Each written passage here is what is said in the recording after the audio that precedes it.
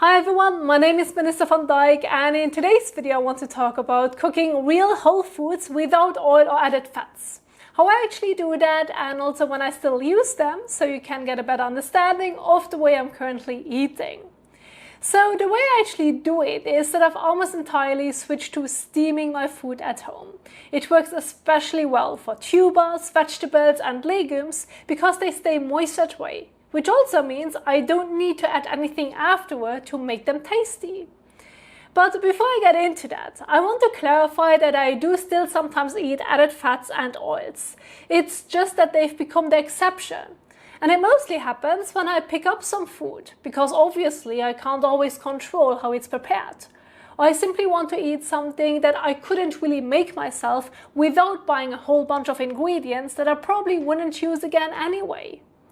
So, for example, I often have a few pieces of fried dough in the morning that I pick up at the street food stalls here.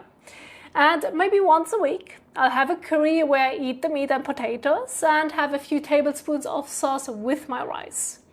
And every now and then, I'll order scrambled beef that is made with some oil. And every couple of weeks, I pick up sugared popcorn at the cinema, which I think is made with some palm oil and butter.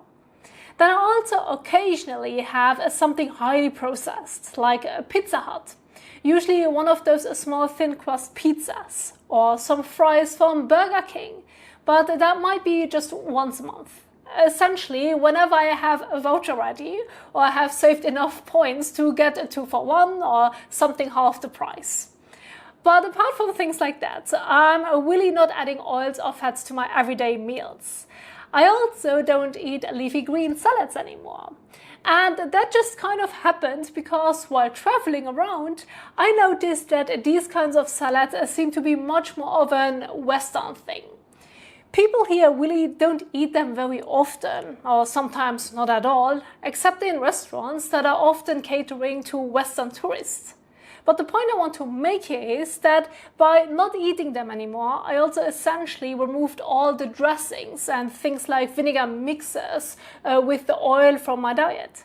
So all of those additional empty calories, as they call them, disappeared that way too.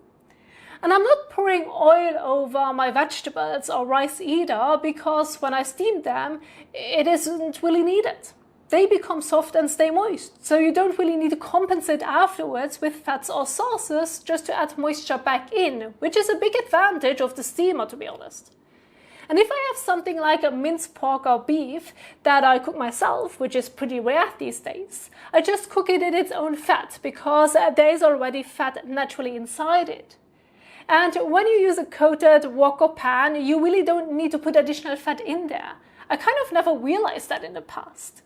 If you followed me for some while now, you know that I used to add another 10 grams of butter because I would see people doing that in recipes and cooking videos and think, well, they're doing it, so there must be some benefit to it.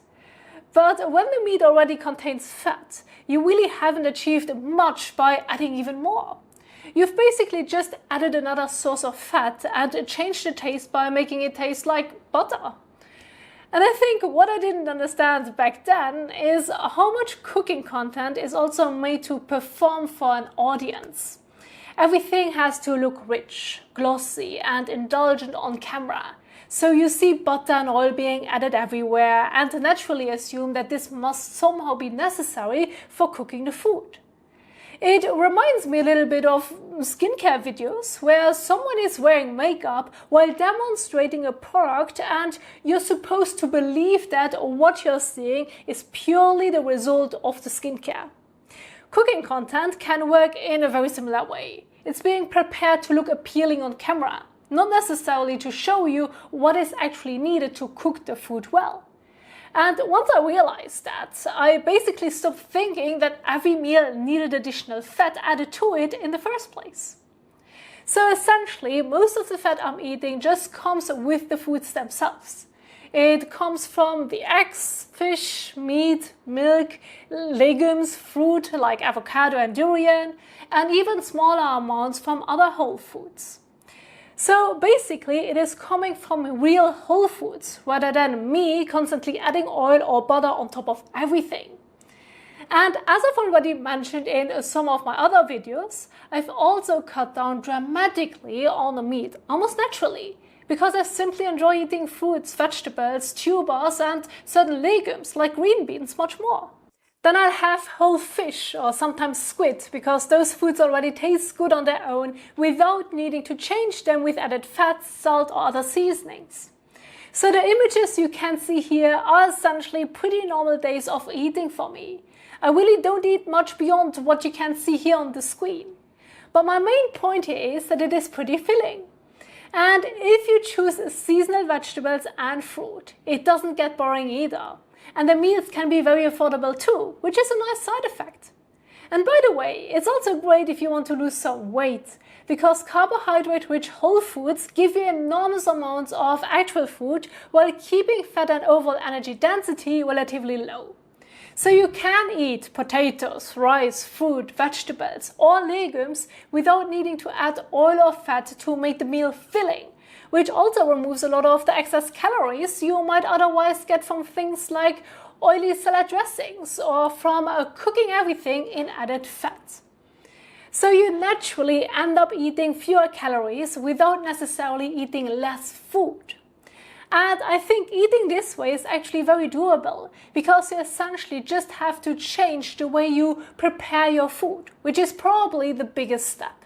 At least that was the case for me, because I was so used to pan frying everything. But even if you simply start steaming your vegetables instead of frying them, you automatically remove a huge amount of oil and fat you would normally use. And possibly even more if you usually add dressings, sauces, or other processed things on top afterwards. And the nice thing is that steamed vegetables are already soft and moist, so you're not sitting there eating some dry piece or food thinking something is missing.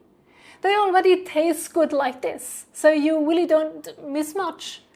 And I think this is also where choosing real whole foods becomes important, because it's very different from starting with something highly processed that is basically tasteless on its own.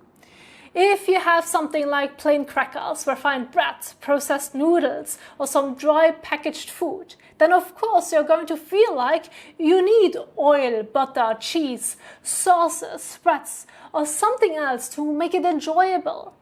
But when you start with something like potatoes, sweet potatoes, taro, plantains, corn, fruit, beans, carrots, or other whole foods, they already have their own taste and texture. So you don't need to completely transform them before they become enjoyable. And that's basically how I'm doing it. I'm not sitting there trying to avoid every gram of fat or telling myself that I'm never allowed to eat something cooked with oil. I still have those things from time to time. It's just that they're no longer something I automatically add to almost every meal. So I hope this helps you get a better understanding of how I'm actually doing it. Thank you so much for watching, and I will see you in the next one. Bye!